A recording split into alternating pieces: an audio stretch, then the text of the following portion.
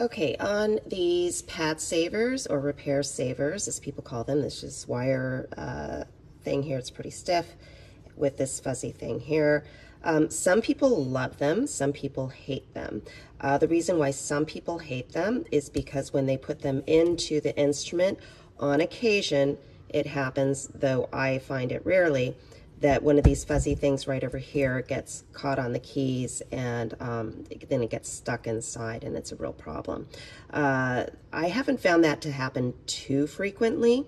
If you have a student and they're a kid and they're not really going to take care of their instrument and swab it out really correctly with a weighted swab, it's pretty good, because when you have it in there and you leave it in the instrument and put it in the case, it keeps this stuff dry right over here. So it just sops up all of that condensation, keeps it in the pad saver, and it just prolongs the life of the pads.